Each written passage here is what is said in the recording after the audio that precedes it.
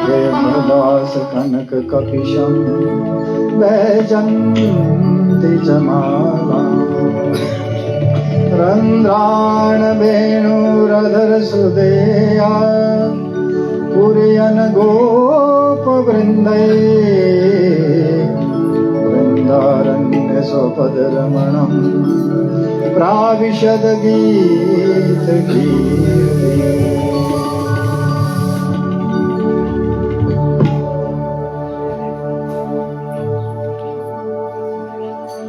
लोकाभिरामं रणरंगधीरं राजीवनेत्रं रघुवंशनाथं कारुण्यरूपं करुणाकरन्तं श्रीरामचन्द्रं शरणं प्रपद्ये। मनोजवं मारुततुल्यवेगं जितेन्द्रियं बुद्धिमतां वरिष्ठं वातात्मजं वानरयूथमुख्यं श्रीरामदूतं शरणं प्रपद्ये। श्रीरामदूतं शरणं प्रपद्ये। बोलिए श्री सद्गुरुदेव भगवान की, श्री राधा माधव सरकार की, श्री नीलमणि सरकार की, श्री भागवत महापुराण की, सभी संतन भगतन की जय जय श्री राधे, जय जय श्री राधे, जय जय श्री राधे।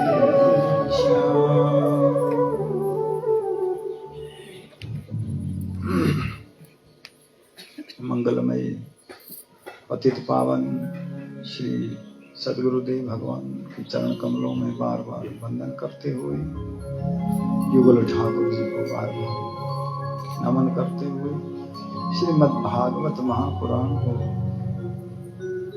बार बार नमन, श्री कृष्ण कथा के आयोजक श्री ध्यान सिंह जी, उनका सुहृद भक्त परिवार, गांववासी और कीर्तन मंडली के सभी सहयोगी जन, उपस्थित माताएं बहनें, बाल वृद्ध भाई बंधु इत्यादि सभी को हमारा जय श्री राधे राधे वंदन। बंधुओं, आज श्री कृष्ण कथा का पंचम दिवस है। 5 दिन कब बीत गए पता भी नहीं चला। 5 दिन ऐसी जैसे 5 मिनट की तरह बीत गए। सुख की घड़ी बड़ी जल्दी बीत जाती है और इंतजार की घड़ी हो, दुख की घड़ी हो, बड़ी लंबी खिंच जाती है। कल गोविंद नंदलाल यशोमती लाल का जन्म उत्सव बड़े हर्षोल्लास से मनाया। आप सबका उत्साह देखते ही बनता है। आप सब लोग बधाई के पात्र, आप सबका बहुत बहुत आभार और अभिनंदन कि आप लोगों में इतना भाव है।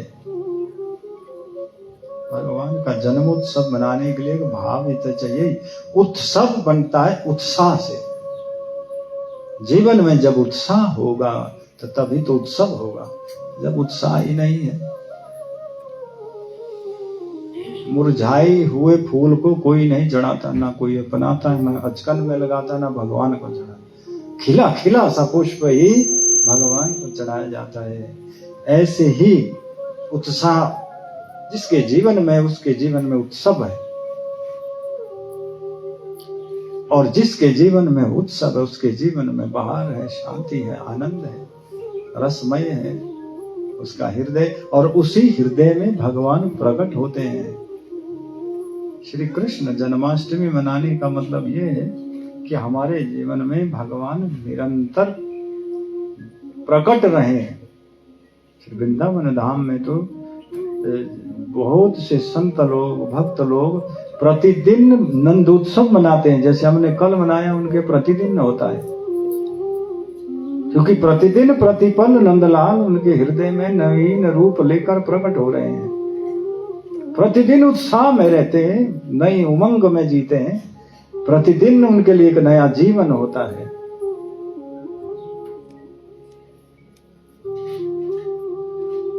ये जीवन, इसी का नाम तो है कि हम प्रतिपल उत्साह के साथ जिए, प्रतिक्षण हम नवीनता के साथ जिए।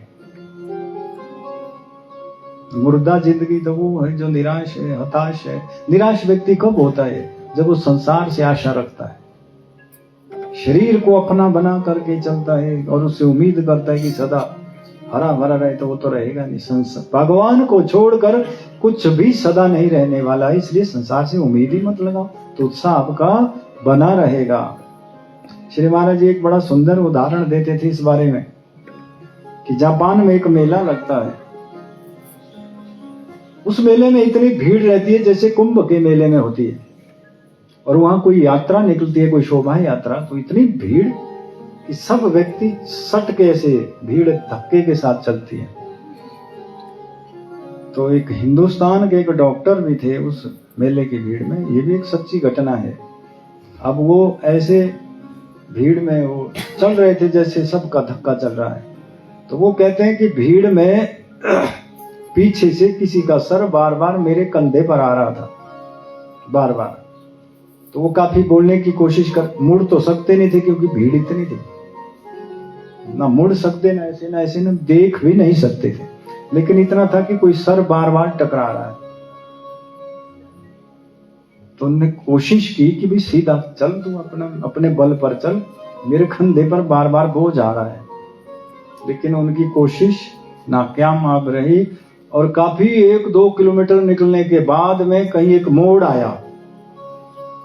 यात्रा में एक मोड़ था, जो यात्रा चल रही थी, तो वहां थोड़ी सी भीड़ में हल्का सा पतलापन आया, और जैसे ही पतलापन आया, वो बार बार जो सिर कंधे पर टकरा रहा था, गिर रहा था, वो व्यक्ति तुरंत गिर गया। और देखा, जब उन्होंने मुड़ के पीछे देखा, वो तो मरा हुआ चल रहा था, मरा हुआ भी चल रहा था। वो 2-3 किलोमीटर निकल गया। उस भीड़ में नीचे गिरने की जगह ही नहीं है। तो महाराज जी कहते हैं कि हम लोग भी मुर्दा जिंदगी जी रहे हैं, सबके धक्के के साथ भीड़ में जी रहे। तो वो जिंदगी किसी काम की नहीं। जिंदगी तो वो है जो प्रतिपल नव उत्साह के साथ जिए, प्रति क्षण जिए। अब ऐसा जीवन तभी संभव है जब हम भगवान के बनकर जिएंगे, भगवान के बनकर जिएंगे। अब हम संसार के बन के जिएंगे तो उत्साह कहां से रहेगा? क्योंकि वहां तो हर चीज बदलने वाली है। संसरिति इति संसारा, जो निरंतर सरकता रहता है, उसी का नाम संसार है। या कुछ भी स्थायी नहीं है। आज आपको लग सकता है कि मेरे पास सब हो गया, धन हो गया, मान हो गया, बल हो गया, प्रभाव हो गया, बुद्धि हो गई, कुल हो गया, चतुराई हो गई, योग्यता हो गई, सब चीजें हो गई, लेकिन वो कुछ दिन के बाद फिर बदल जाएगी और फिर तनाव में आ जाओगे और वो उत्साह खत्म। और जब उत्साह ही नहीं रहा तो उत्सव कैसे होगा? तो प्रतिपल महात्मा लोग उत्साह में रहते हैं, उत्सव में रहते हैं। मेरी रोज रोज की होली निकालो, आज उसी को याद कर लेते हैं। मेरी रोज रोज की होली, मेरी रोज रोज की दिवाली। भक्तों के तो रोज रोज उत्सव होते हैं। हम लोग तो साल में एक आधी बार निकाल लेते हैं जोश थोड़ा जबरदस्ती, लेकिन उनके हृदय में हमेशा उत्साह है, और जहां उत्साह है वहीं उत्सव। गुरु तत्व बोधनी में लिखना, मेरी रोज रोज की होली, मेरी रोज रोज की दिवाली, गुरुदेव ने खुशियों से झोली। देखो कितनी सुंदर बात कहते हैं गुरु महाराज की। यहाँ तो रोज रोज दिवाली और होली होती है, रोज रोज जन्माष्टमी हो रही है हृदय में। आज के बाद आपके हृदय में ये आनंद बना रहे, हम तो यही प्रार्थना करते हैं। ये ताजा बना रहे, ये उत्साह निरंतर बना रहे, ये यही छोड़ के मत जाना, ये हमेशा प्रतिदिन रहे। जीवन को प्रतिदिन नए ढंग से जियो, आनंद के साथ जियो, उत्साह के। जीवन इसी का नाम है। जीवन रोने का नाम नहीं है कि पछताने का नाम नहीं है। वो तो जीवन नहीं, वो तो मुर्दा जीवन है फिर, जो धक्के के साथ सीटा जा रहा है। लो जी गाते हैं अब थोड़ा मिलके सब लोग।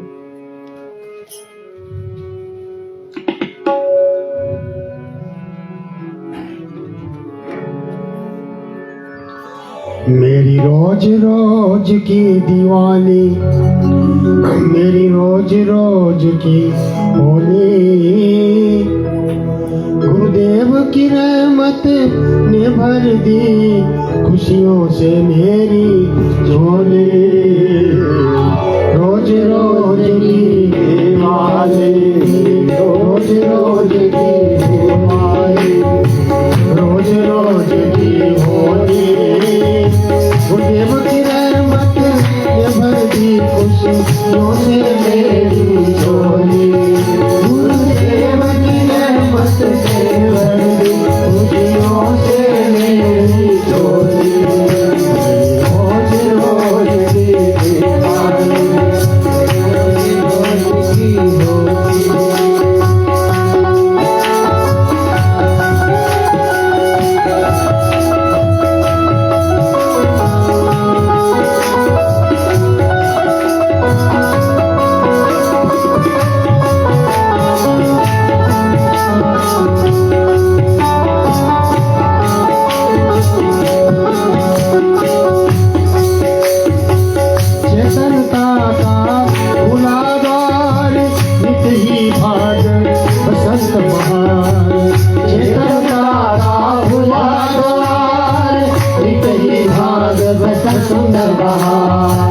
रसिया के रस रंग में भीगी, रसिया के रस रंग में भीगी और भागी मेरी झोली। मेरी रोज रोज की होली, मेरी रोज रोज की होली, गुरुदेव की रहमत ने भर दी खुशियों से मेरी झोली।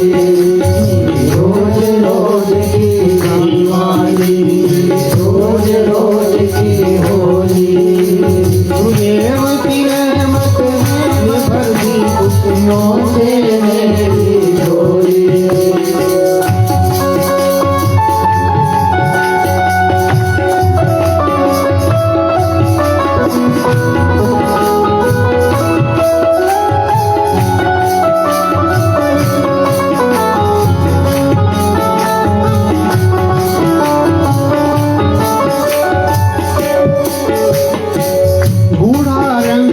चढ़े ना छूटे, बूढ़ा रंग चढ़े ना छूटे, दुनिया के सब रंग है झूठे, दुनिया के सब रंग है झूठे। आनंद सिंधु में डूब रही हूँ मैं, आनंद सिंधु में डूब रही मैंने सूरत शब्द पिरोली। मैं रोज रोज की दीवानी, रोज रोज की होली, रोज रोज की दीवानी, रोज रोज की होली। गुरुदेव की रहमत ने भर दी खुशियों से मेरी झोली। गुरुदेव की रहमत ने भर दी खुशियों से मेरी झोली।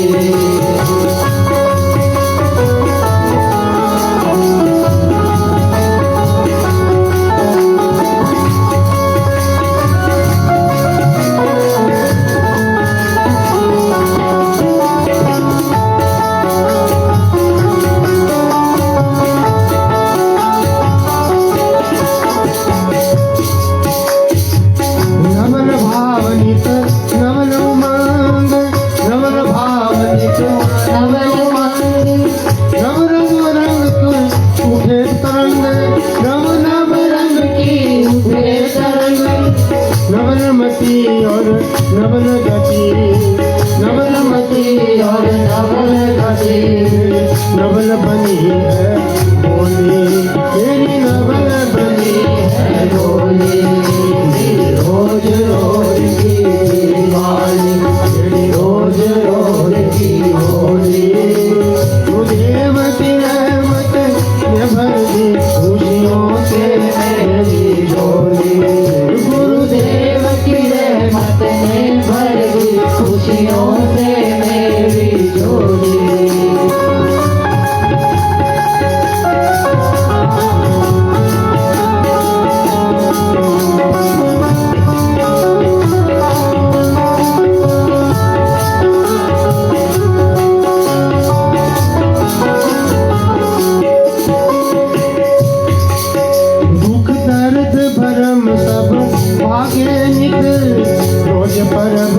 लागे। जय हो। दुख दर्द भरम सब भागे, नित रोज धर्म मेरे लागे। रोज बधाइयाँ रोज मिठाइयाँ, रोज बधाइयाँ रोज मिठाइयाँ, रोज उठे मेरी रोजी, रोज रोज की दीवानी मेरी, रोज रोज की होली, रोज रोज की दीवानी मेरी, रोज रोज की होली। गुरुदेव की रहमत में भर दी खुशी, रोज मेरी होली। गुरुदेव की रहमत ने भर दी खुशियों से मेरी होली।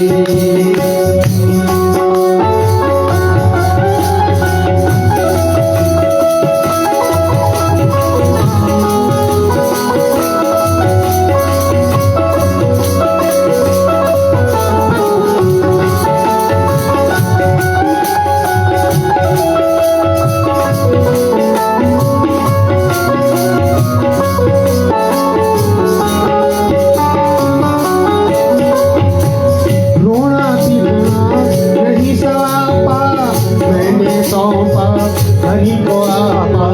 रोना पीटना नहीं सौंपा, मैंने सौंपा हरि को आपा। दिन रात मगन खुश सदाऊ रहती,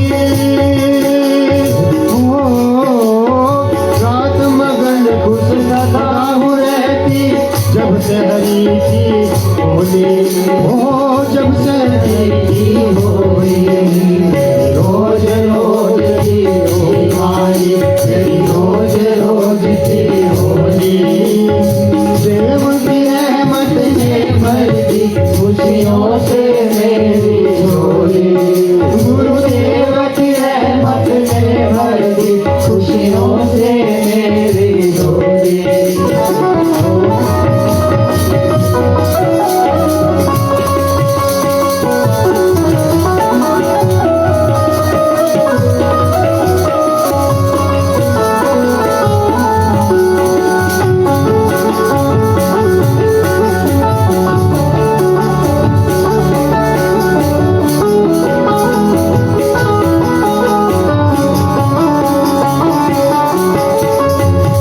रस की होली बड़ी निराली, रस की होली बड़ी निराली। बिना रंग के बिन पचकारी, बिना रंग के बिन पचकारी।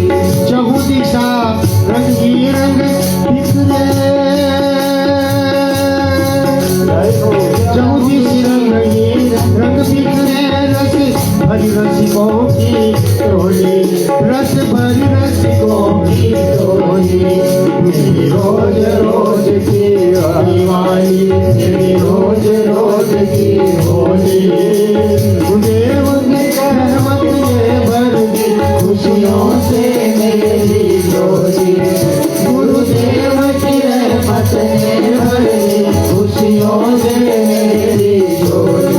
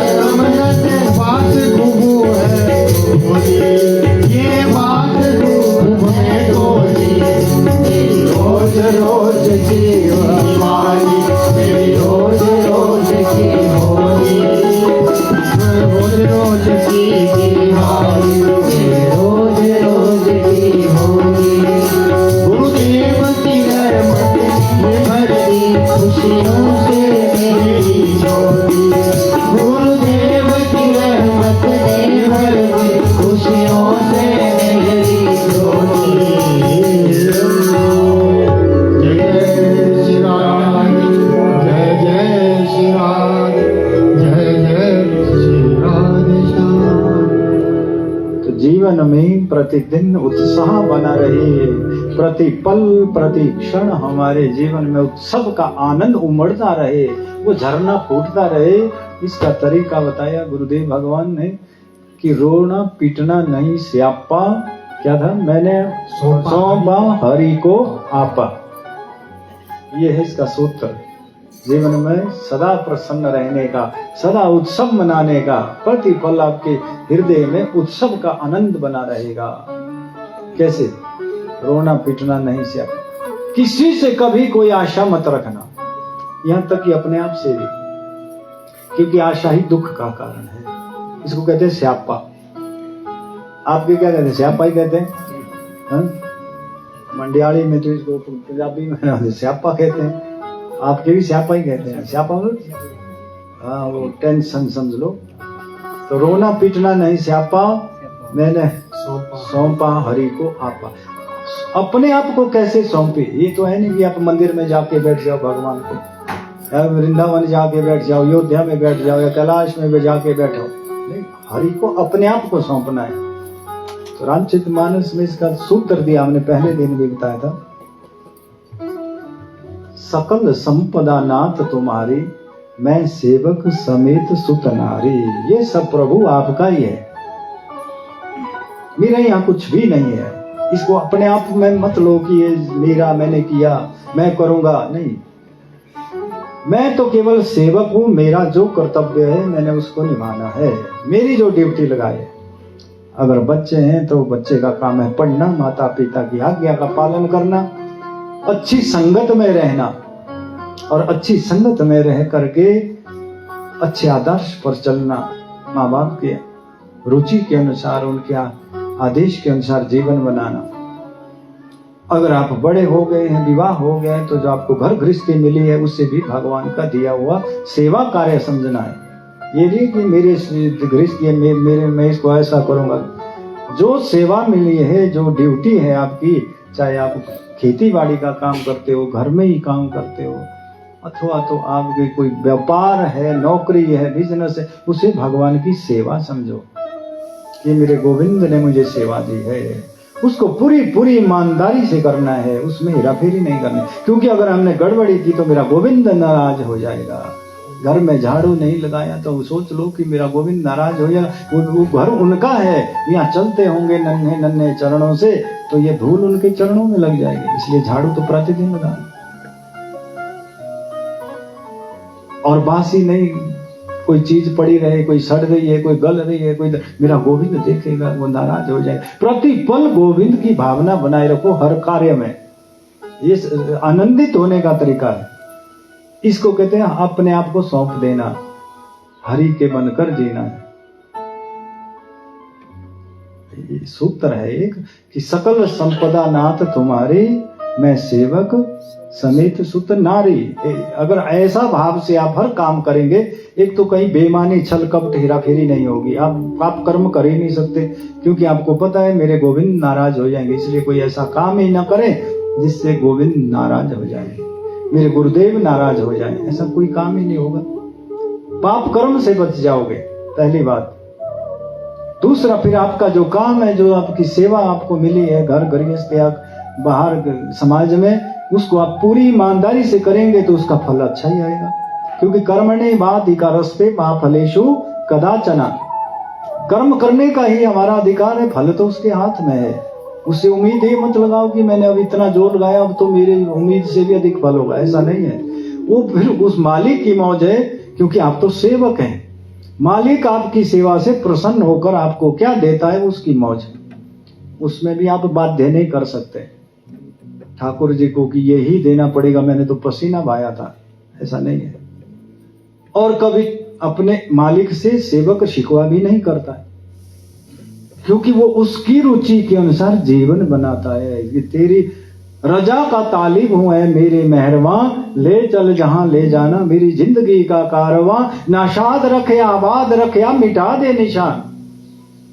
श्री महाराज जी का एक पद है अंत में, इसमें गुरु तत्व बोधनी में खाए पहले, उसका एक आगे पद है। इसको कहते हैं अपने आप को मिटाना, अपने आप को सौंप देना। फिर देखो जीवन में मैं रहूं ना मेरी आरज़ू रहे, जो रहे तो तू ही। मस्ती आ जाती है फिर जीवन में, जो रहे तो फिर तू ही तू रहे।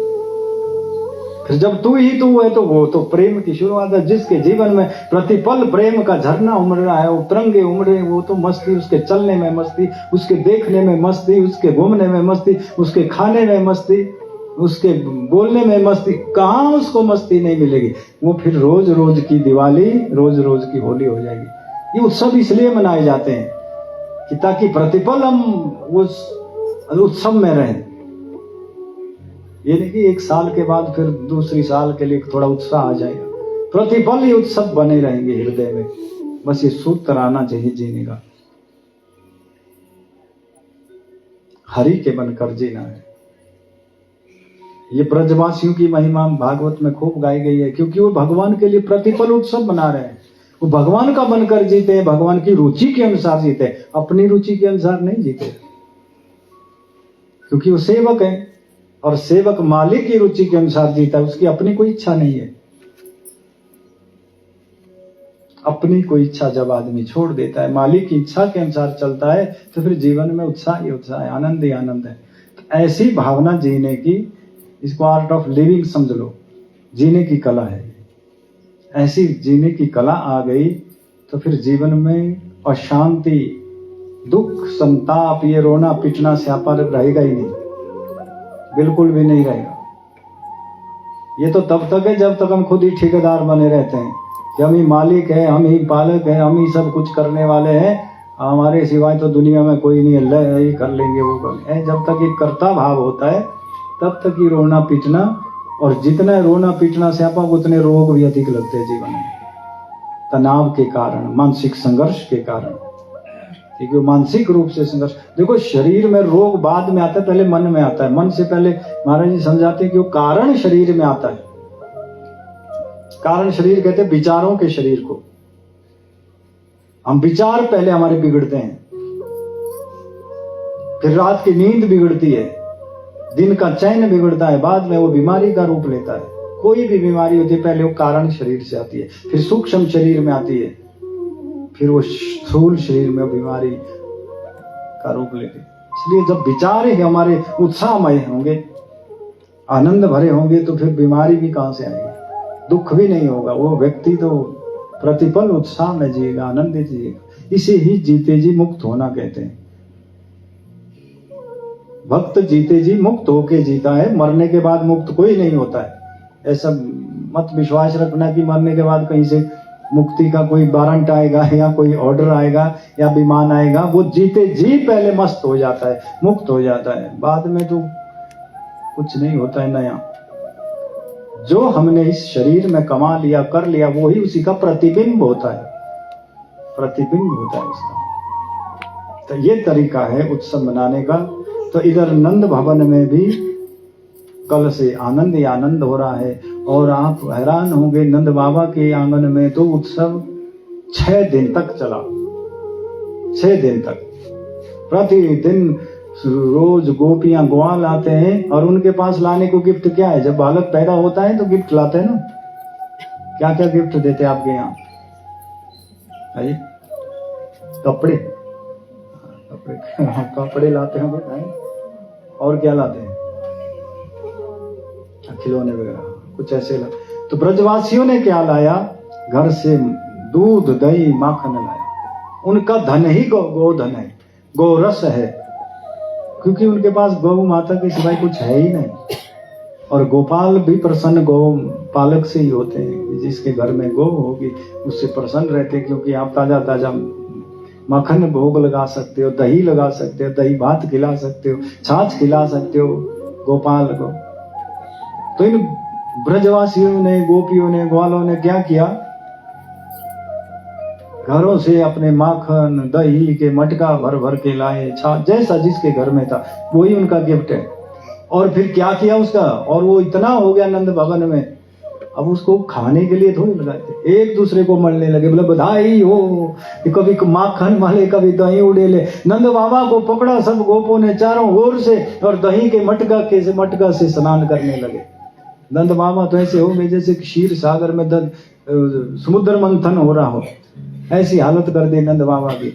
और आंगन में तो कीची कीच माखन की हो गई, और फिसलन इतनी हो गई कि थोड़ा सा किसी को धक्का लगे तो वो वहां पहुंच जाता दूसरे किनारे में। ऐसे रोज रोज उत्सव उनके हुए। आजकल बाद में जो बाजा बज रहे थे ब्रजवासियों के, ढोलक इत्यादि, मृदंग, झांझ वगैरह, वो भी फट गए। तो फटने थे 6 दिन, दिन रात जिनको बजाते रहेंगे तो फिर एक दूसरे की पीठ ही बजाने लगे। हाँ, ऐसे बजाने, ऐसा वर्णन आया, क्योंकि उत्साह तो कम हो नहीं रहा। उत्सव तो तब समाप्त होगा जब उत्साह कम हो, उत्साह तो बढ़ता ही जा रहा है। तो उत्साह दिनों दिन बढ़ता ही जा रहा है। ऐसे करके 6 दिन तक उन्हें खूब, और एक बेचारी ऐसी बुढ़िया थी उस गांव की, उसे पता ही नहीं कि नंद भवन में क्या हल्ला गुल्ला रोज हो रहा है, क्या बात है। घर की बहू भी गई, बेटे भी गए, मैं अकेली पड़ी रही, तो वो भी बेचारी लाठी के सारे सारे टेकते आ गई। नंद भवन में पहुंची, बोले कारे लाला का हो रहो का, दूर से लगे चिल्लाने। अब मुख में दांत थे नहीं, दांत नहीं थे उसके बेचारी के रहे हुए, तो दूर से चिल्ला रहे, बोले का भयो लाला, ऐसे मुख उसका खुल गया। तब कौन उसका जवाब दे, उन्हें एक माखन का लौंदा लिया और गप से बुढ़िया के मुख में, और वो सटा सट गया। बोले हाँ कुछ तो भयो, कुछ तो बड़ा, क्योंकि पेट में चला गया माखन, तो गिफ्ट बढ़िया मिल गई। और बुढ़िया बड़ी प्रसन्न हुई, गप से सारा माखन खा गई और प्रसन्न होकर, और नंद बाबा को तो पकड़ पकड़ के नचा रहे। बीच में नंद बाबा, चारों ओर गोपी ग्वालों की टोलियां। इस प्रकार से 6 दिन का उत्सव नंद आंगन में मनाया गया। 6वें दिन नंद बाबा को याद आई है कि मुझे कंस का कर देना है, टैक्स देना है। मैं कई दिन से गया नहीं, और साथ में राजा को सूचना भी देता हूँ कि मेरे यहाँ बालक हुआ है। ये नंद जी बहुत भोले हैं, भक्त बड़े भोले होते हैं। वो नहीं जानते कि कंस दुष्ट है, उसकी कोई चाल है। और इस बहाने से वसुदेव जी से भी मिले हैं, और वसुदेव जी से मिलके वसुदेव जी ने एक बात कही कि देखो मुझे कुछ शंका हो रही है, तुम जल्दी जल्दी वापिस हो जाओ। वसुदेव जी ने ये नहीं कहा कि मैं जेल में हूं और हमें कंस का इतना अत्याचार सहना करना पड़ रहा है, बल्कि वो तो कहने लगे कि खुशी की बात है कि आपके घर में इस उम्र में बालक हुआ है, छोटे से लाला हुए हैं, इसलिए बड़ी बधाई दी। भागवतकार कहते हैं कि जीवन में अपने दुख को किसी से मत सुनाओ। वसुदेव जी ने किसी से, मित्र थे उनके नंद जी, अपना दुख सुनाना है तो गोविंद को सुनाओ, राधा को सुनाओ, कृष्ण को सुनाओ, गुरुदेव को सुनाओ, मन ही मन सुनाओ, आपका उसका समाधान आ जाएगा, उसका कोई निराकरण हो जाएगा। संसार में सुनाओगे तो हंसी उड़ाएगी दुनिया, मुंह के सामने तो बोलेंगे हाँ समस्या तो सच में बहुत है, लेकिन पीठ के पीछे दूसरों को सुनाएंगे, तीसरों को सुनाएंगे और उसका बतंगड़ बना देंगे बात का। तो इसलिए जैसे वसुदेव जी ने अपना पीड़ा, अपना दुख किसी से नहीं सुनाया, क्योंकि वो प्रतिदिन गोविंद से सुनाते, अपने नारायण से सुनाते। ऐसे जीवन में कभी कोई क्षोभ हो, कोई पीड़ा हो तो अपने गोविंद से सुनाओ, अपने गुरुदेव के चरणों में निवेदित करो, वो जो करेंगे वो अच्छा ही करेंगे। ऐसे करके वसुदेव जी ने नंद बाबा को जल्दी जल्दी भेजा है, और नंद बाबा जल्दी जल्दी जब गोकुल की सीमा में आए तो वहां देखा कंस की वो बगीचा में वो पूतना गिरी थी। और पहले दिन जहां से हमने कथा शुरू की थी, अब आए ना लाइन में वही, हाँ बोले श्री वृंदावन बिहारी लाल की जय। अब उसके बाद हमने कथा सुनते सुनते, कल क्या कथा सुनी थी शाम को, भगवान ने क्या क्या किया था, माखन चोरी की थी। मैया ने उनकी बुद्धि को सुधारने के लिए गणपति जी का पूजन किया है, और गणपति जी ने उनका मान रखने के लिए उन्हें लड्डू खिलाया, और लड्डू खिलाने के बाद उन्होंने चोरी बंद कर दी है, और कुछ दिन चोरी छोड़ दी, और चुपचाप अब घर में ही रहते हैं, शांत बने रहते हैं, क्योंकि गणपति भगवान की भी महिमा। देखो ऐसा उधारी का काम है कि गणपति ने अपने हाथों से, सूंड से उन्हें लड्डू खिलाया, तो गणपति की बात तो रखनी थी, तो इसलिए लाला ने अब चोरी करना छोड़ रखा है, घर में चुपचाप रहते। मैया आज बड़ी प्रसन्न है कि मेरे लाला बहुत दिनों से सुधर गए हैं। तो आज मैया प्रातः काल उठ जाती है और मधानी स्वयं लगा रही कि आज अपने हाथों से ताजा ताजा माखन कन्हैया को खिलाऊंगी। और इधर कन्हैया से तो लेट उठते थे, लेकिन आज तो प्रातः काल ब्रह्म मुहूर्त में ही उठ गए और भूख की शिकायत करते, मैया मुझे माखन दे, रोटी दे, बहुत भूख लगी है। मैया ने कहा थोड़ा रुक दे, गर्म गर्म ताजा ताजा माखन देती हूँ, लेकिन कहाँ मानने वाले थे। इधर मैया ने सोचा कि माखन तैयार होने में अभी समय लगेगा, तो माँ यशोदा ने दूध गर्म करने के लिए रख लिया चूल्हे पर। तो गैस वाला सिस्टम तब आया, पहले नहीं था। इससे पहले तो स्टोव भी थे। अब उसमें लकड़ी के चूल्हे पर ये चीजें बनती थी, तो चूल्हे में लकड़ी कुछ ज्यादा जल रही थी और दूध में, और अपने आप मथानी में काम कर रही है। इधर लाला जो है बड़े नाराज हो रहे हैं कन्हैया कि मुझे भूख लगी है, जल्दी रोटी दे मैया, माखन चाहिए। लेकिन इधर दूध में उफान आ गया और वो सारा चूल्हे में गिर गया। मैया को बड़ी चिंता हुई कि दूध तो गिर गया, कन्हैया को अब क्या दूंगी। और इधर लाला कन्हैया और नाराज हो गए कि मैंने माखन मांगा और मैया इस दूध की पीछे पड़ी हुई है। तो वो चले गए नाराज होकर के, दूसरे कमरा में गए जहां बरामदे के कोने में मटका रखे थे दही के भरा हुआ, और उस पे एक डंडा दे के गुस्से में मार दिया और वो दही फैल गई और बरामदे में से बह गई जैसे दूध की दही की नदी बह रही हो। फिर उन्हें ये ध्यान आया कि मैया तो नाराज हो जाएगी, तो यहाँ से भागो। तो जल्दी जल्दी चप चप चप करके वो पैर, उनके चरण लगने लगे, छोटे छोटे निशान उसमें पड़ गए, लेकिन चरणों में वो दही भी चिपक गया। अब चोर के लिए निशान पीछे पड़ गए और भागे भागे। मैया ने देखा, अरे सारे बरामदे में दही दही फैल रहा है, जैसे अभी आपके यहाँ दही हांडी का, हाँ ये लीला है वो दही हांडी की। तो भगवान ने क्या किया कि भागे फिर डर के मारे कि अब मैया छोड़ेगी नहीं। मैया ने देखा कि चरण के निशान कहां तक जाते, पीछे पीछे पीछे चली गई, लेकिन गई थोड़ी लेट, क्योंकि पहले उन्हें संभाल लिया सारा काम। देखा कि चोर के निशान तो घर के उस कोने तक चले गए बाहर आंगन से होते हुए, और देखा जो वहां मटकी जो ऊपर से टंगी थी उसमें माखन था। तो कन्हैया कुछ ग्वाल वालों को अपने माखन खिला रहे हैं और कुछ बंदरों को लुटा रहे हैं। बोले ये चोर सुधरने वाला है।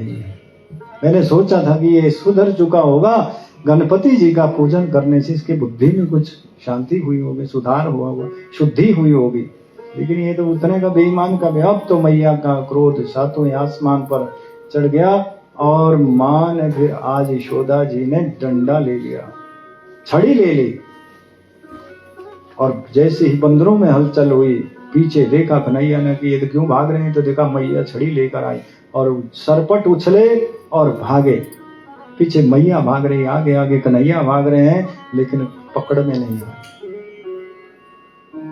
और मां यशोदा जी का कहते हैं कि वो शरीर भी थोड़ा स्थूल था, मोटी थी बहुत, उनसे दौड़ा जाता नहीं। और कन्हैया तो चुलबुले, 5 वर्ष के हो गए, अभी 6 वर्ष के, तो ऐसे तेजी से भागते हैं कि मैया पकड़ ही नहीं पा रही है। फिर उन्हें अपनी मैया पर दया है कि बेचारी कब तक भागती रहेगी, मैं खड़ा ही हो जाता हूँ।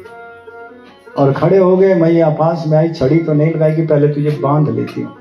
पास में दासी थी कि जाके रस्सियां लाओ, तो रस्सी लाई, तो रस्सी से जब बांधने लगी तो भगवान के वो कमर में छोटी पड़ जाए, उसमें 2 अंगुल की कमी रहने लगी। दूसरी रस्सी मंगाई, फिर छोटी पड़ जाए, तीसरी रस्सी लाई, फिर छोटी। अद्भुत चमत्कार हो गया, हर बार 2 अंगुल की कमी पड़ गई। तो भागवतकार कहते हैं कि जीव जब ईश्वर को बांधना चाहता है, उसे पकड़ना चाहता है, अपना बनाना चाहता है, तो 2 चीजें दूरी बना के उसे दूर रखती हैं, वो है अहमता और ममता।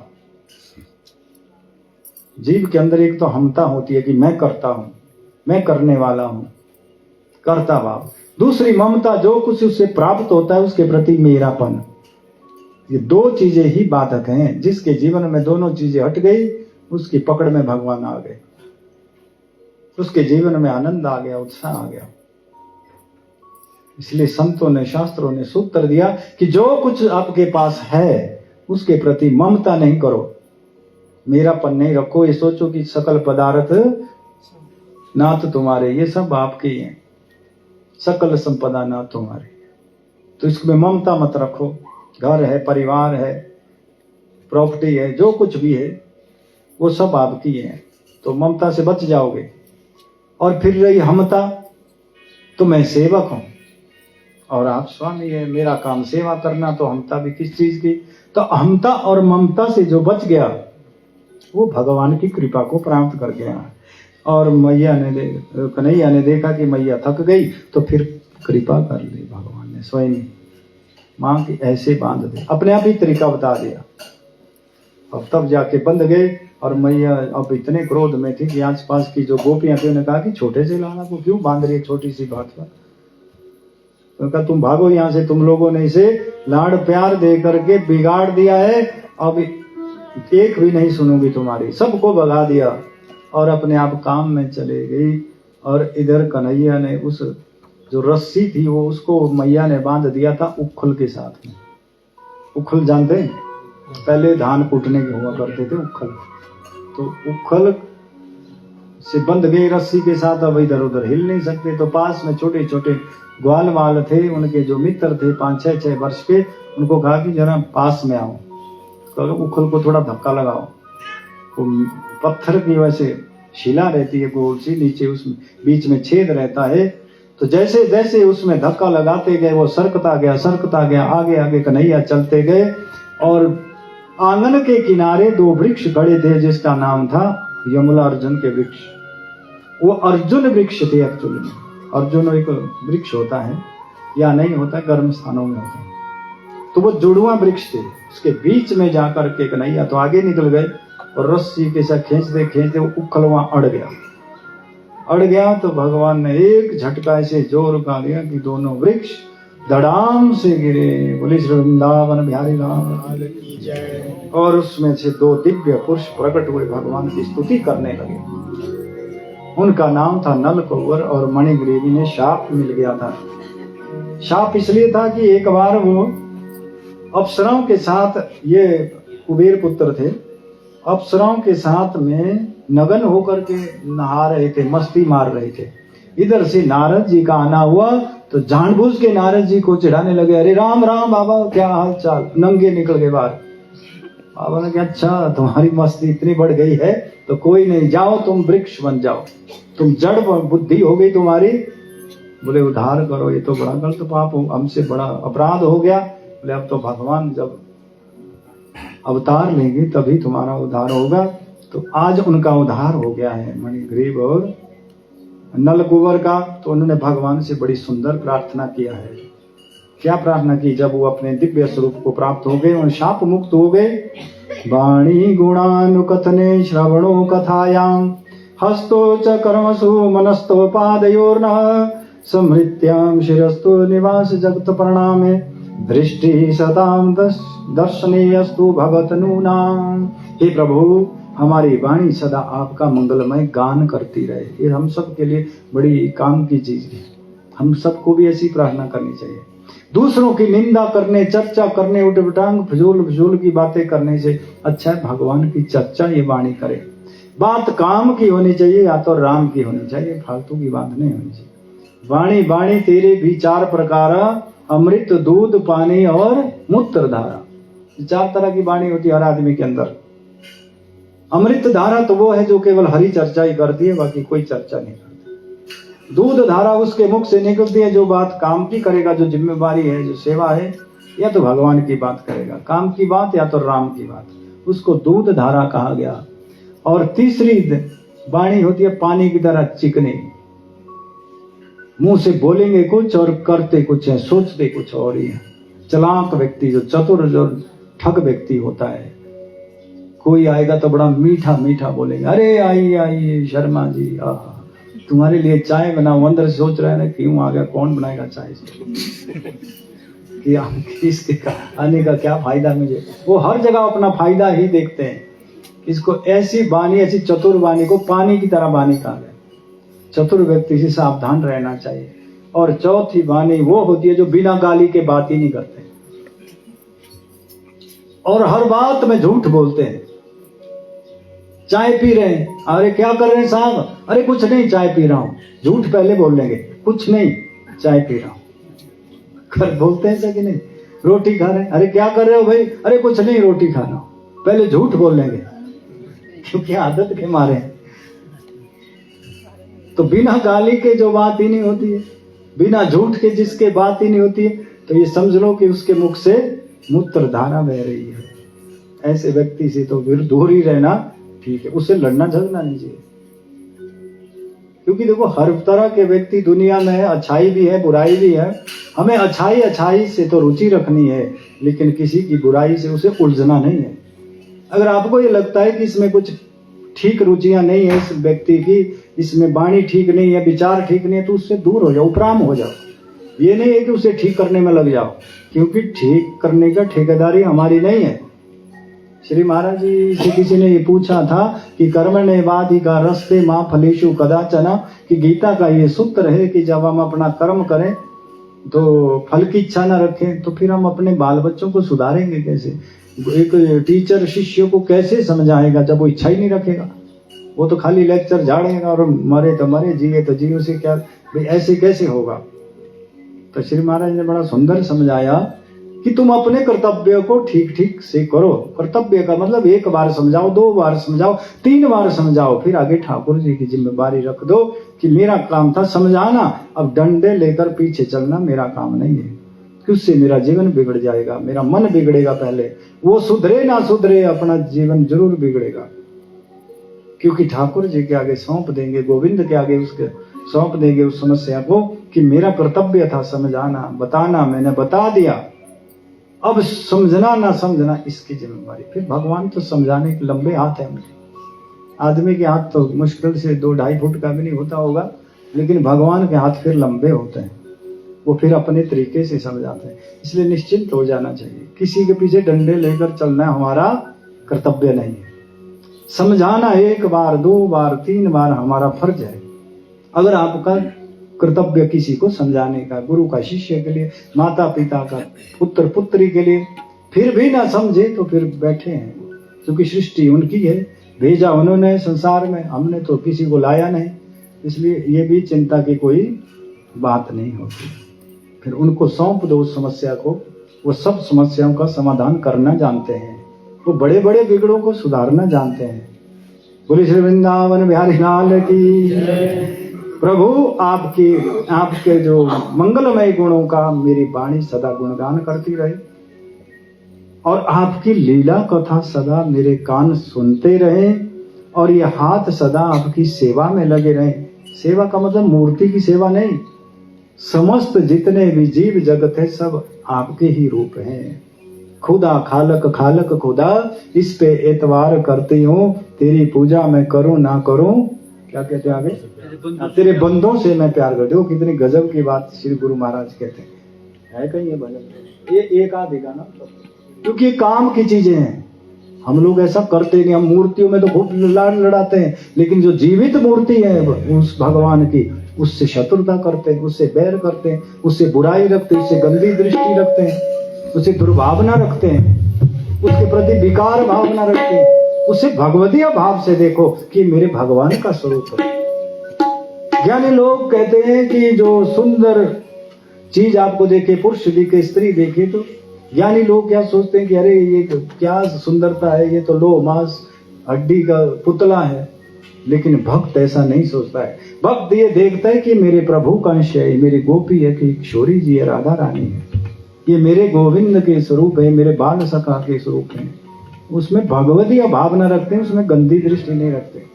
ये भक्त की विशेषता होती है। इसलिए सकल जितने भी जीव जगत है सब में ईश्वर अंश देखो। सिया राम मैं सब जग जाने, करूं प्रणाम जोरु जुग पाने। तो देखो सुनो गुरु महाराज क्या कह रहे हैं। ये नहीं है जरूरी कि हमने भगवान को पूजा कर लिया, मूर्ति में तो प्यार किया, बाकी से बैर कर लिया, तो वो पूजा नहीं है। तेरी पूजा मैं करूं ना करूं, तेरे बंदों से प्यार करती हूँ। तेरी पूजा मैं करूं ना करूं, तेरे बंदों से प्यार करती हूँ। हालत हालत खुदा इस पे एतबार करती हूँ।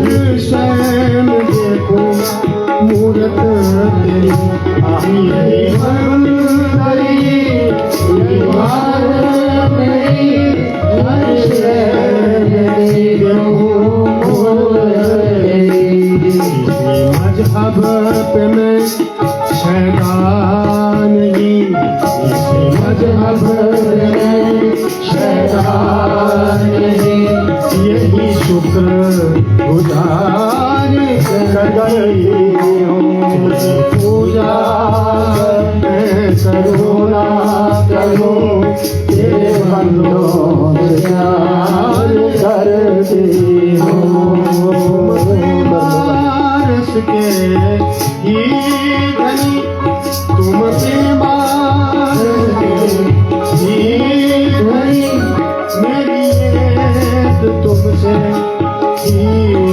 बनी मेरी एक तुमसे ही बनी प्रेम के देवता प्रेम देवता तेरा इंतजार करती हूँ तेरी पूजा मैं करूँ ना करूँ तेरे बंदों से प्यार करती हूँ आदत खुदा तुझसे प्यार करती हूँ पूजा तेरी पूजा तेरी पूजा तेरी पूजा जय जय श्री राधे जय जय श्री राधे तेरी पूजा मैं करूं ना करूं तेरे बंदों से प्यार करती हूँ हम मंदिर में जा करके देखो कहीं देवी के मंदिर में चले गए माँ भगवती ये करना वो करना मैं आपका बौद्ध बालक मैं आपका बड़ा सच्चा सेवक मैं ऐसा वैसा पता क्या क्या कह देते हैं माँ को बड़ी श्रद्धा दिखाते हैं और जैसे मंदिर के बाहर निकले माँ एक बेचारी बुढ़िया बैठी है बेटा दे कर अरे हट बुढ़िया लो जी अब जो पत्थर की मूर्ति थी उसमें तो बड़ा भाव है बड़ी श्रद्धा है जो जीवित मूर्ति बेचारी 12 रुपया मांग रही है उसको देने को तैयार नहीं अंदर तो रिश्वत 1000 रुपए की मान ले कि मैं 1000 रुपए का भोग लगाऊंगा और जिसको जरूरत है उसको 1 रुपया देने को तैयार नहीं है तो इसको पूजा नहीं कहते इसको पाखंड कहते हैं। ऐसे वो रावण वाली पूजा हो गई रावण ऐसा काम करता था मतलब के लिए तो खूब देवी देवता की पूजा करेगा और जो जीव जगत है उसके प्रति बैर है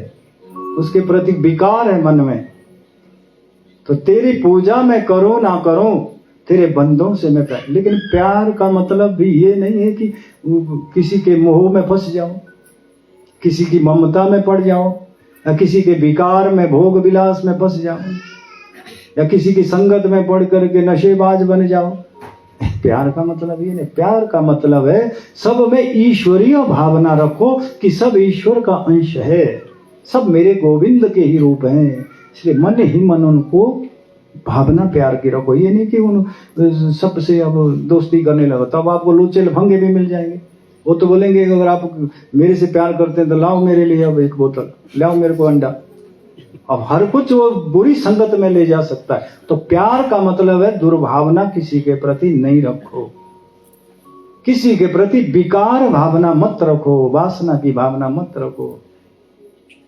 भगवतीय भाव रखो सबके प्रति तो इसको कहते खुदा खालक खुदा इस पे एतवार करते हो ऐसे विनती किया है मणि गरीब और नलकुबेर ने भगवान की अद्भुत स्तुति की है ये बड़े काम किया हमारे इसलिए हम इस पर थोड़ा चिंतन कर रहे हैं आगे कह रहे हैं कि प्रभु ये मेरे हाथ सदा सबकी सेवा के लिए लगे रहें आपके चरण कमलों की स्मृति में मेरा मन लगा रहे ये संपूर्ण जगत आपका निवास है देखो आगे ना वही बात कण कण में ईश्वर है आप कहेंगे कि कण कण में ईश्वर है तो फिर ये शेर जो है फिर छोटे जीवों को क्यों खा गया बड़ी मछली छोटे जीवों को क्यों खा जाती है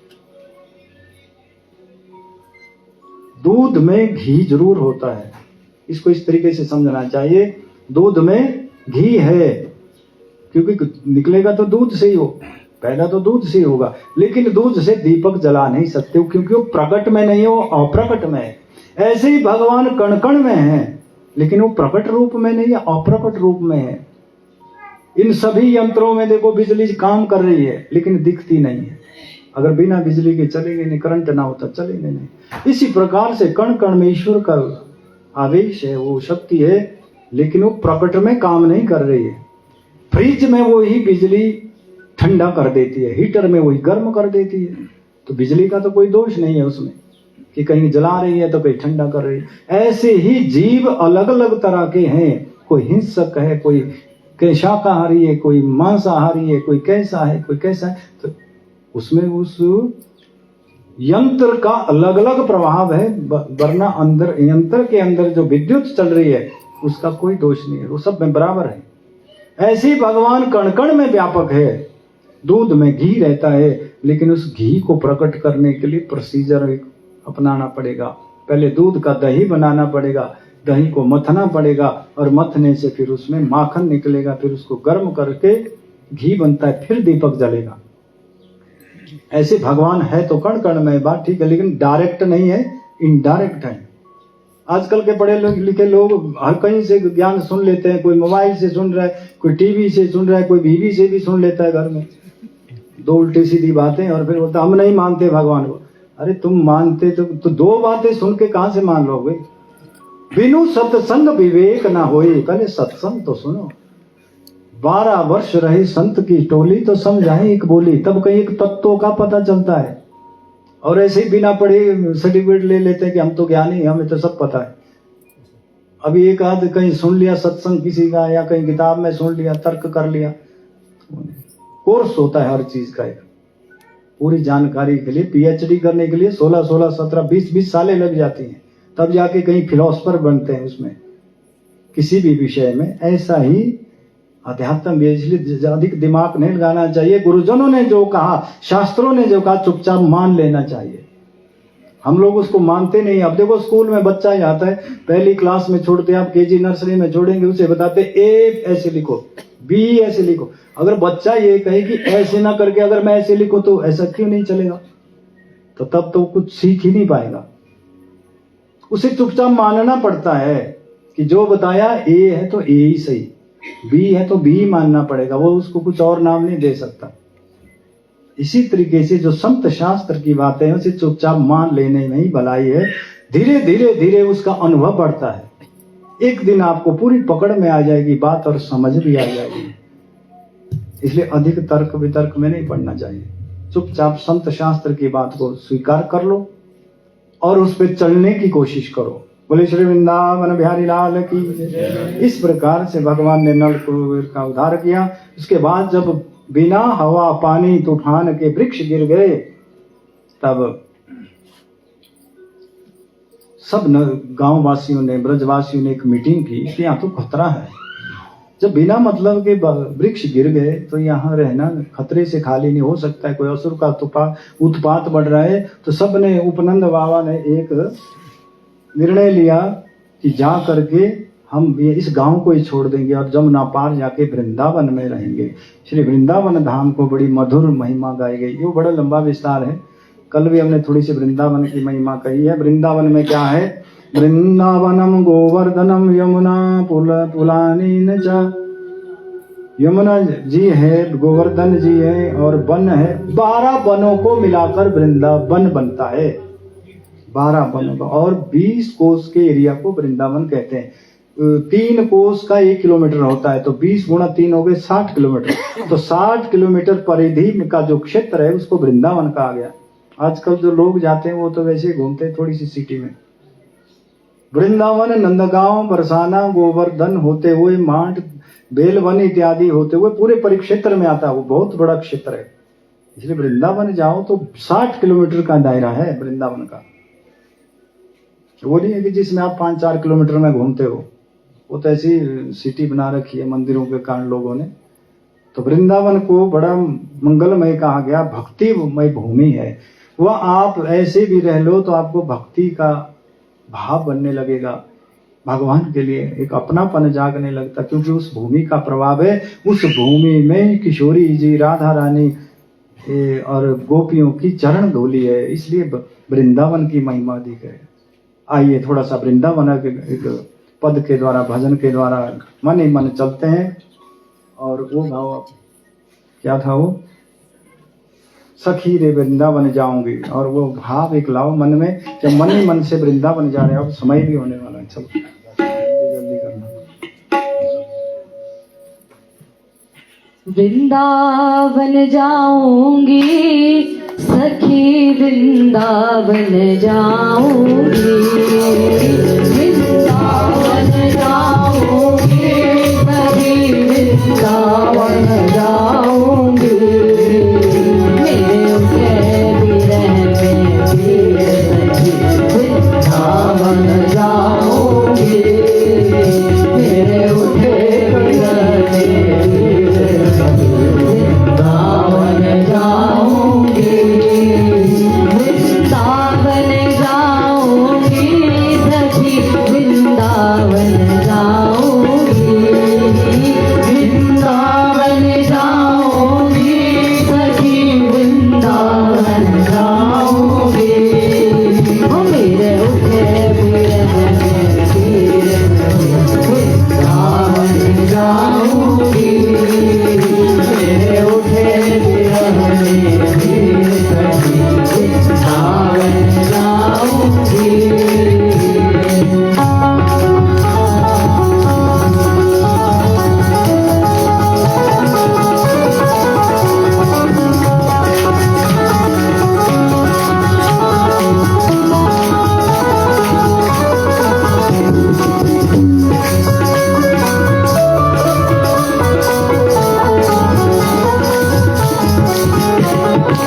छोड़ दिया मैंने भोजन पानी शाम की याद में, छोड़ दिया मैंने भोजन पानी शाम की याद में, छोड़ दिया मैंने भोजन पानी शाम की याद में, छोड़ दिया मैंने भोजन पानी शाम याद में, मेरे नैनन बरसे वृंदावन जाऊंगी, नैनन बरसे वृंदावन जाऊंगी, मेरे उठे विरह में पीर वृंदावन जाऊंगी, श्याम सिलौनी सूरत पे दीवानी हो गई, श्याम सिलौनी सूरत पे दीवानी हो गई, अब कैसे भारूं फिर वृंदावन जाऊंगी,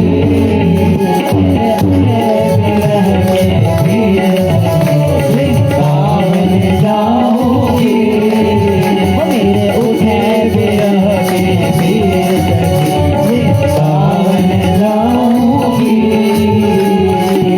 नैन लड़े मेरे गिरधर से पावन हो गई,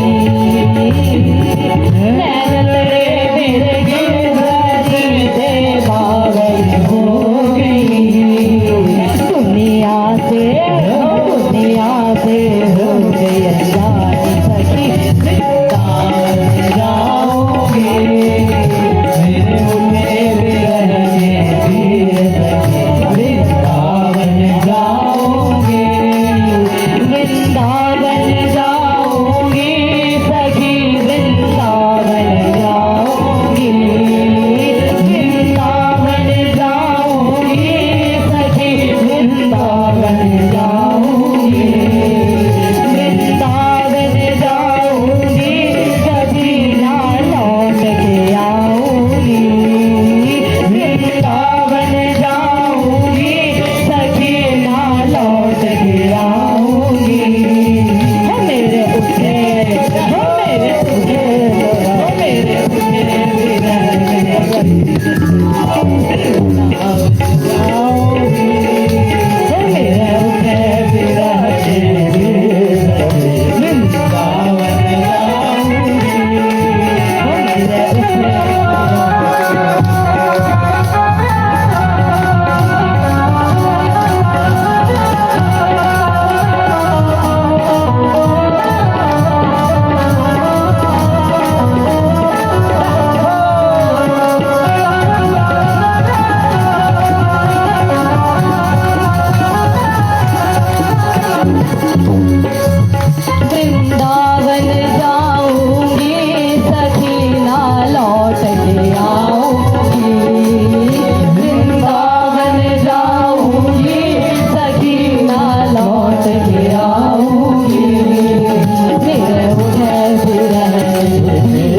सखी वृंदावन जाऊंगी मेरे उठे विरह की पीर सखी वृंदावन जाऊंगी वृंदावन जाऊंगी बोले वृंदावन बिहारी लाल की जय। श्री वृंदावन धाम में आकर के भगवान ने सबसे पहले बकासुर का उद्धार किया है, फिर अगासुर का उद्धार किया है, फिर ब्रह्मा जी का भी मोह भंग किया है। ये ब्रह्मा जी को मोह हो गया था कि ये भगवान है कि नहीं, ग्वाल बाल और बछड़ों को ही चुरा कर ले गए। भगवान ने स्वयं ही ग्वाल बाल बछड़ों का रूप लिया है। तब ब्रह्मा जी का जो भ्रम था, अभिमान था, वो टूट गया। बड़ी क्षमा मांगने लगे ब्रह्मा जी, लेकिन भगवान नाराज ही रहे।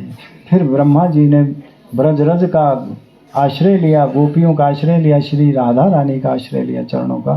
तो चरण धूली जब उनके लिए तो ब्रज की 3 बार परिक्रमा की है। उसके बाद उनका अपराध क्षमा हुआ है और उनका अभिमान दूर हुआ है। उसके बाद भगवान 6 वर्ष के हुए बाल कन्हैया। तो उस दिन एक दिन मचल गए, मैया अब तो मुझे बछड़े चराते चराते बहुत समय हो गया, अब मुझे गैया मैया को चराना है। बोले अभी तो छोटो है, गैया तो दूर दूर तक जाएगी, मैया मैं दूर तक ही जाऊंगा, लेकिन अपने गौ माता की सेवा जरूर करूंगा। बोले तू अभी छोटो सो लाला है, मेरे देख तेरे चरण इतने छोटे छोटे, तेरे से चला नहीं जाएगा। अब तेरे तो देखो भगवान जब तक ब्रज में रहे कभी जूते नहीं पहने, तो तुम्हारे तो जूते भी नहीं है। तो कन्हैया बड़ा अद्भुत जवाब देते हैं कि मैया मेरे जूते नहीं है तो गैया के भी कहां जूते हैं।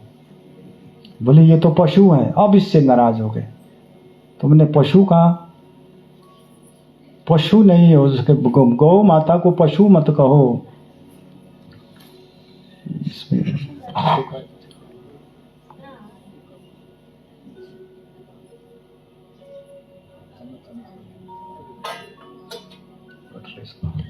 बोले श्री वृंदावन बिहारी लाल की जय।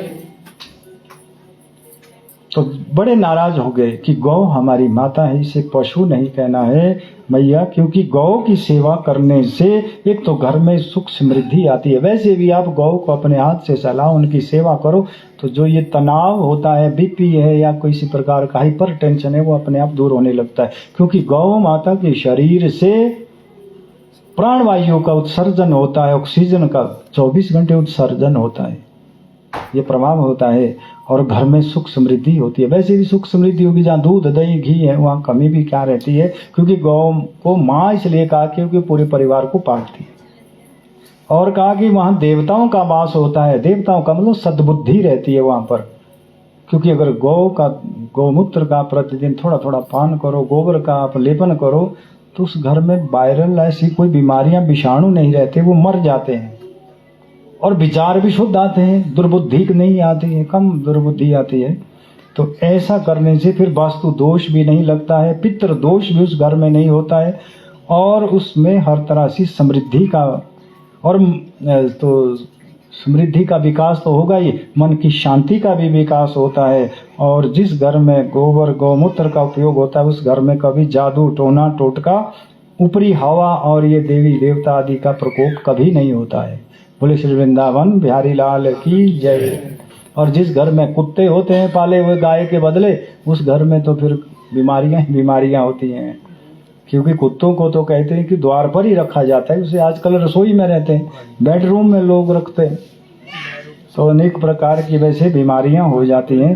तो इसलिए ऐसे सावधान रहना चाहिए कि हमें अपनी संस्कृति को ही पकड़ना चाहिए। आगे भगवान ने कालिया नाग नाम का एक बड़ा दैत्यकार सर्प था, अनेक फन वाला, उसका मंथन किया, उसका विष को निर्विष किया है। इसके बाद भगवान ने एक दिन दावा अग्नि, चारों ओर जंगल में आग लग गई थी, और सब ब्रजवासियों ने कहा कि तुम अपनी आंखें बंद कर लो। भगवान ने सब अग्नि को पान कर लिया, सब अग्नि को पान कर लिया है, अग्नि पान किया। उसके बाद एक दिन भगवान ने मधुर मुरली बजाई है पहली बार, मुरली सुधा पिलाते रहना। हम भी क्योंकि मुरली जिसने सुन ली कन्हैया की, उसका मन फिर संसार में भटकता नहीं है, अटकता नहीं है, लटकता नहीं है और दुखी होता नहीं है। वो उसके स्यापे और झंझट खत्म है, उसका जीवन रसमय हो जाता है, आनंदमय और शांतिप्रद। दूसरों के हित लाभ और कल्याण के लिए वो व्यक्ति जीता है।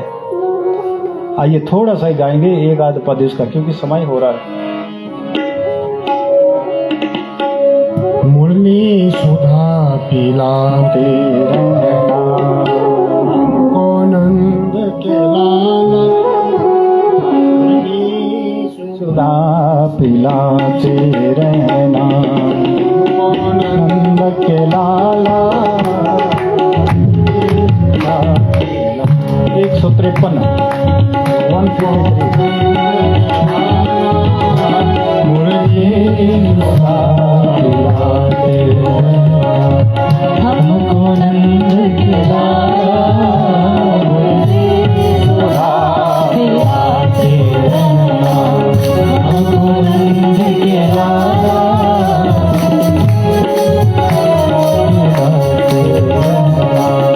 तेरी मुरली ने है वो कशिश, जड़ तत्वों से रस बहने लगे, अधरों से लगते ये मुरली श्री राधे राधे कहने लगे। मन मीन मुनियों के फंसाती, मन मीन मुनियों के फंसाती, रसधार मुरली की तेरी, रस ही रस बरसाती सदा। अधरों से लगी ये मुरली तेरी, मुरली सुधा हमको नंद के लाला, सुधा पिलाते रहना, हमको नंद के लाला, सुधा पिलाते रहना। तेरी मुरलिया बड़ी रसीली, तेरी मुरलिया बड़ी रसीली, ओ तेरी मुरलिया बड़ी रसीली, मुरलिया बड़ी रसीली, बाजे मधुर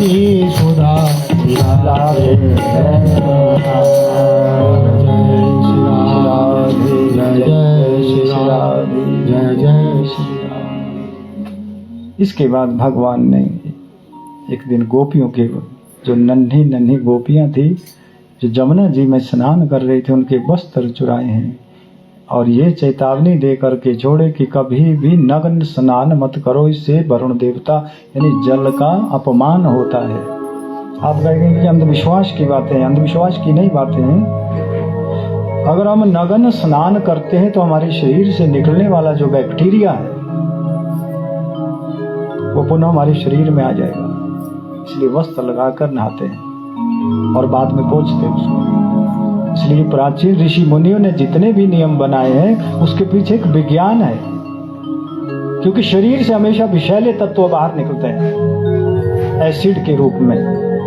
मल मूत्र के इत्यादि के जो द्वार है उनके द्वारा जो एसिड निकलते हैं, विषैले तत्व निकलते हैं। अगर हम निवस्त्र नहाएंगे तो पुनः हम संक्रमित हो सकते हैं, बीमार हो सकते हैं, इसलिए वस्त्र पहन के नहाना चाहिए।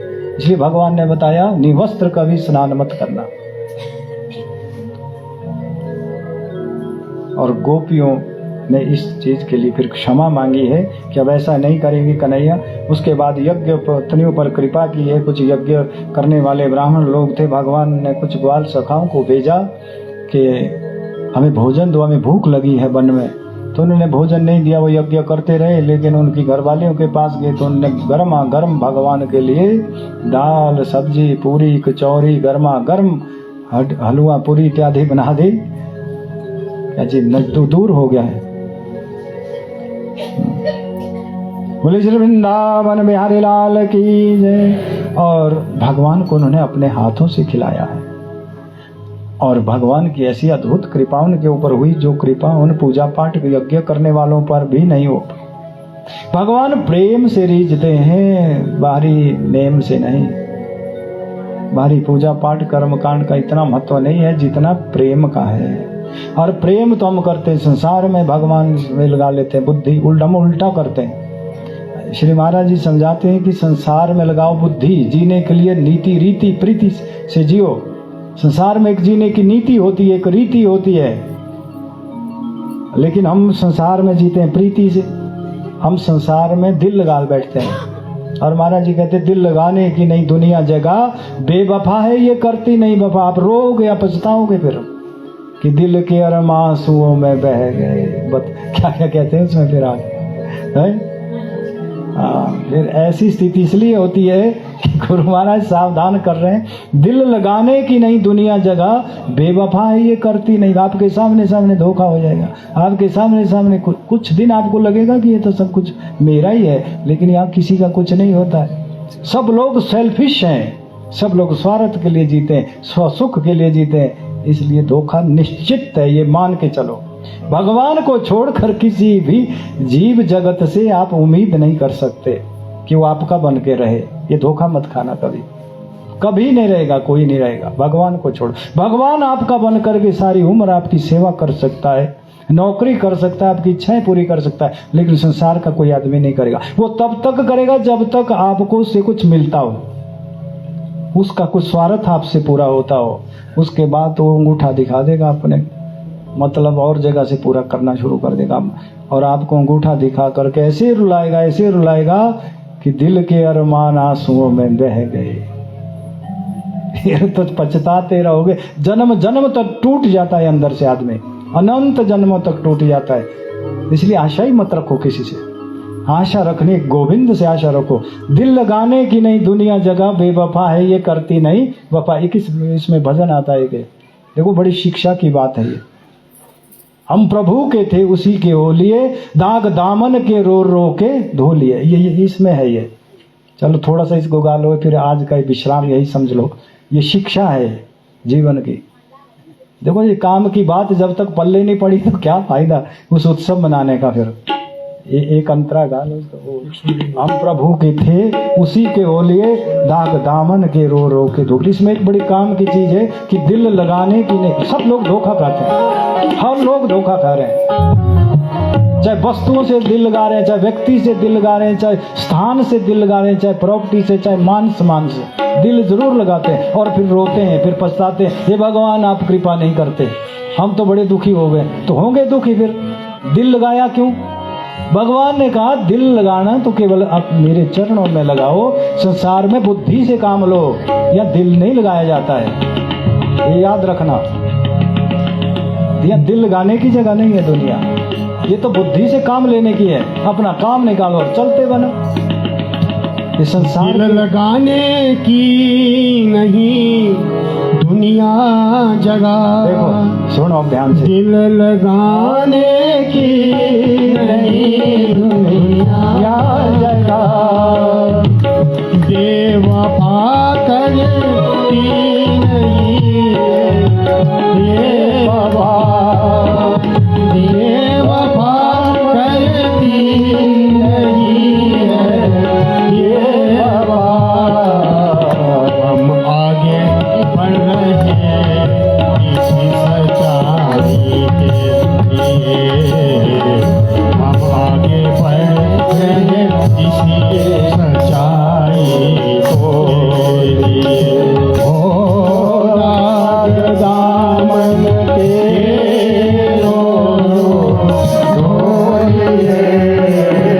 राग दामन के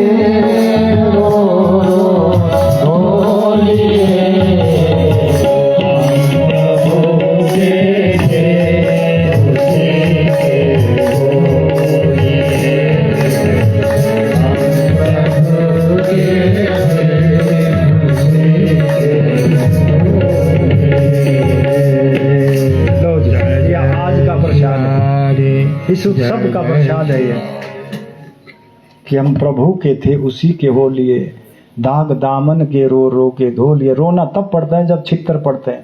चित्र कब पड़ेंगे? जब हम वस्तु व्यक्ति संबंध स्थान को अपना मान लेंगे, उनसे प्रीति दिल लगा बैठेंगे तो वहाँ रोना ही पड़ेगा। फिर वो एक दिन हाथ से खिसक जाएंगे, एक दिन परेशान कर देंगे, आपकी इच्छा के अनुसार नहीं रहेगी वो चीज़, चाहे वो जड़ वस्तु है, चाहे वो प्रॉपर्टी है, चाहे आपका मान सम्मान है, चाहे धन है, चाहे ये शरीर है, ये भी एक दिन उरुला देता है। तो ये काम की चीज है। तो एकमात्र प्रभु ही दिल लगाने लायक है, जो आपका हमेशा साथ देंगे और उनकी वजह से आप प्रसन्न रह सकते हैं, आनंदित रह सकते हैं और मस्ती में रह सकते हैं। आगे चलकर भगवान ने रास रचाया है। मधुर मुरली शरद पूर्णिमा की रात्रि को बजाई और गोपियां दौड़ी आई उल्ट पुल्ट श्रृंगार करके। लेकिन याद रखना, गोपियां स्थूल शरीर से नहीं आई हैं, स्थूल शरीर उनके घर में ही थे, सूक्ष्म शरीर से, उसने दिव्य शरीर से रास में आई है। और रास वैसा वैसा रास एक रात्रि का नहीं था, 6 मास के लिए रास चला। तो सूक्ष्म शरीर से या दिव्य शरीर से रास हुआ है। और चलो जी, रास की एक थोड़ी सी पद भजन के द्वारा हम इसका स्मृति कर लेते हैं और फिर कथा को फिर यही विश्राम देंगे। बोले श्री वृंदावन बिहारी लाल की जय। लो जी, रास का करेंगे सब लोग चिंतन थोड़ा सा।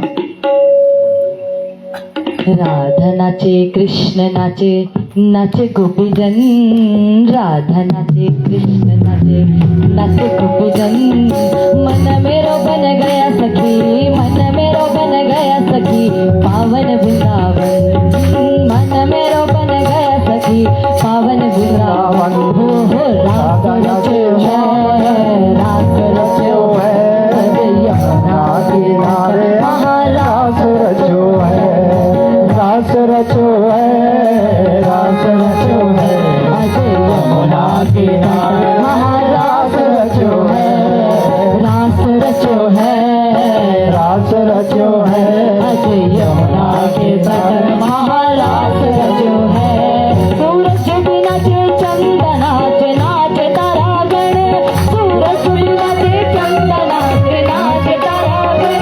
ब्रह्मा भी नाचे शंकर नाचे, नाचे देवगण। ब्रह्मा भी नाचे शंकर नाचे, नाचे देवगण। क्योंकि मन मेरो बन गया सखी पावन वृंदावन। मन मेरो बन गया सखी पावन वृंदावन। हो रास रचो है, रास रचो है, अजय यमुना किनारे महारास रचो है, रास रचो है, रास रचो है, अजय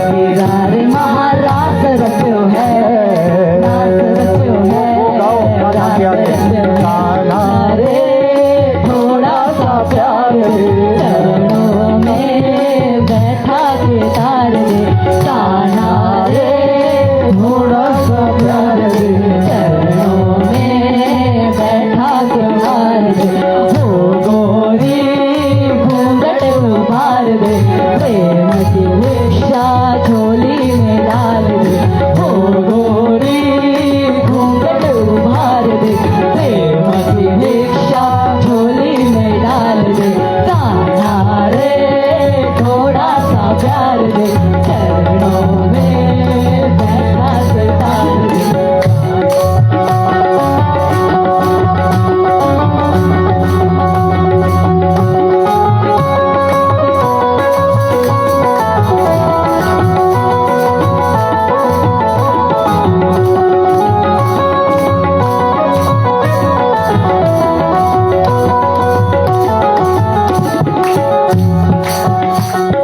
प्रेम गली में आके गुजरिया भूल गई रे घर की डगरिया, प्रेम गली में आके गुजरिया भूल गई रे घर की डगरिया।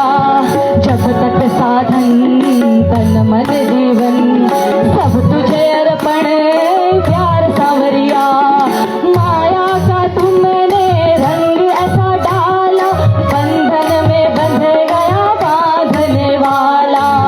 कौन रमापति कैसा ईश्वर, मैं तो हूँ गोकुल का ग्वाला, ग्वाला रे थोड़ा सा प्यार दे, चरणों में बैठा के तार दे, ग्वाला रे थोड़ा सा प्यार दे, चरणों में बैठा के तार दे, गोरी घूंघट उभार दे, प्रेम की भिक्षा झोली में डाल दे।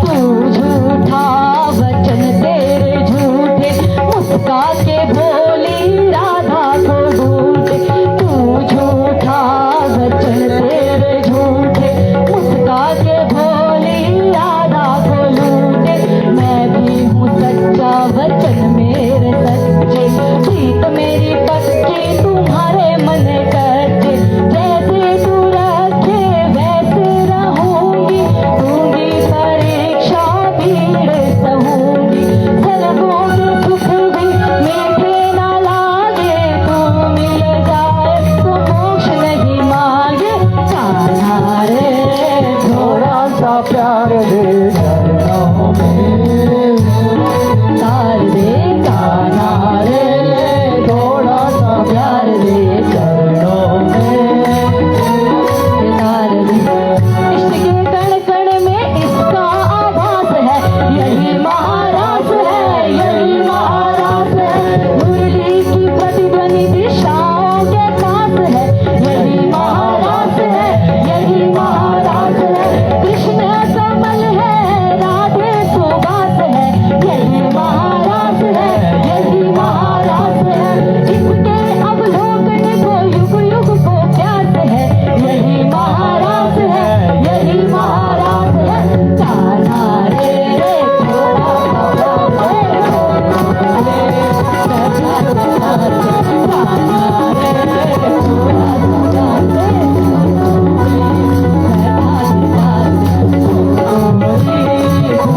उभार दे, भिक्षा झोली में डाल दे, कान्हा रे थोड़ा सा प्यार दे, चरणों में बैठा के तार दे, चरणों में बैठा के तार दे, चरणों में बैठा के तार दे। जय जय श्री राधे, जय जय श्री राधे। तालियां तो बजा दो उसको। जय हो।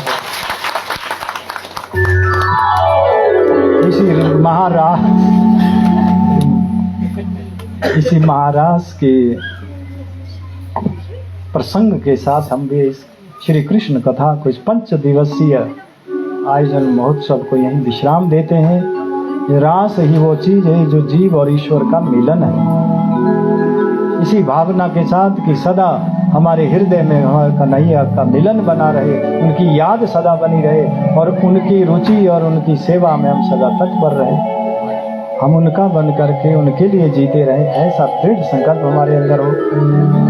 और मैं पहले तो धन्यवाद इनका करूंगा जो ये अर्की से इतने दूर से आए और इनका स्वास्थ्य बिल्कुल भी ठीक नहीं है, फिर भी इन्होंने इतनी बड़ी कृपा किया और हमें अपने मधुरमय कोकिल कंठ से ऐसे रसमय भजनों का रसपान करा करके इस उत्सव में 4 चांद लगा दिए। हम तहे दिल से इनका आभारी हैं।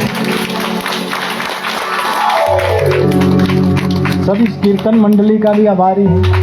सभी लोगों ने बड़ा सहयोग दिया है इसी बात में, और विशेषकर ध्यान सिंह जी और उनका परिवार, गांव वासियों के भी हम व्यक्तिगत रूप से आभारी हैं, क्योंकि आप सब लोगों ने जितनी मेहनत से और उत्साह से ये कार्यक्रम सजाया और हमें भी हरिगुण गान का ये मौका मिला, ये हमारा सौभाग्य है। आपकी कृपा सदा ये बनी रहे, यही हम आपसे उम्मीद रखते हैं। आपके ऊपर श्री ठाकुर जी गुरु महाराज जी का सदा आशीर्वाद बना रहे, सदा आपके ऊपर कृपा बनी रहे, सदा आपके जीवन में प्रसन्नता रहे, संपन्नता रहे और प्रपन्नता रहे, ऐसी हमारी गुरु महाराज से प्रार्थना है। जय जय श्री राधे, जय जय श्री राधे, जय जय श्री राधे। अब आरती करेंगे ना, अब आरती के लिए अपने अपने स्थान पे खड़े हो जाएंगे। आरती के बाद सब लोग बारी बारी से भागवत जी के अपना वंदन करने लाइन से आएंगे और प्रसाद ग्रहण करेंगे यहाँ पे।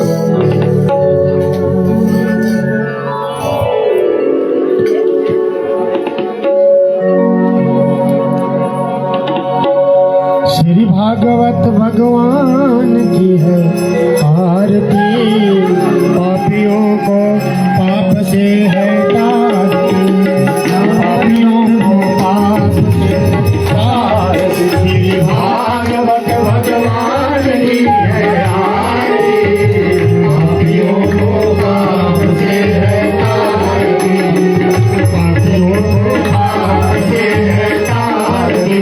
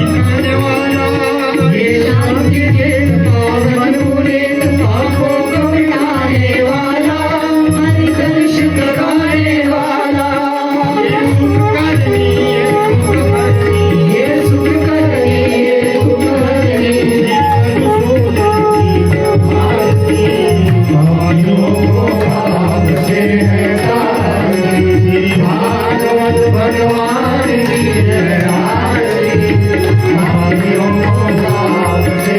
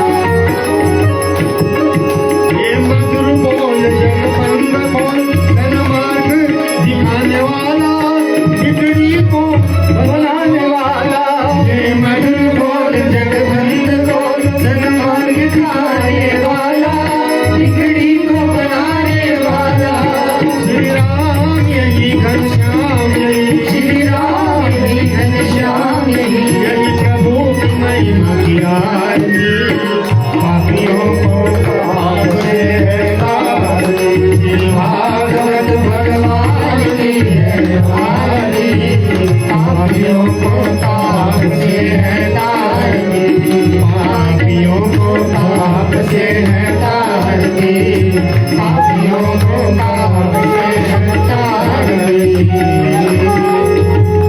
कर्पूर गौरम करुणावतारम संसार सारम भुजगेन्द्रहारम सदा वसंतम हृदयारविंदे भवं भवानी सहितं नमामि, भवं भवानी सहितं नमामि। अच्युतं केशवं रामनारायणं कृष्ण दामोदरं वासुदेवं हरे, श्रीधरं माधवं गोपिका वल्लभं जानकी नायकं श्रीरामचन्द्रं भजे, जानकी नायकं श्रीरामचन्द्रं भजे। त्वमेव माता च पिता त्वमेव, त्वमेव बन्धुश्च सखा त्वमेव, त्वमेव विद्या द्रविणं त्वमेव, त्वमेव सर्वं मम देव देवा, त्वमेव सर्वं मम देव देवा। सर्वे भवन्तु सुखिनः, सर्वे सन्तु निरामयाः, सर्वे भद्राणि पश्यन्तु मा कश्चित्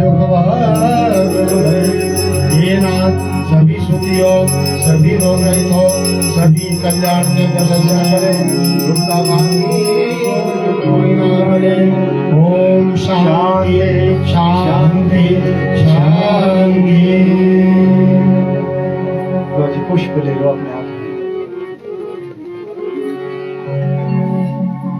पुष्प ले लो। महात्मा जी पास कर दो।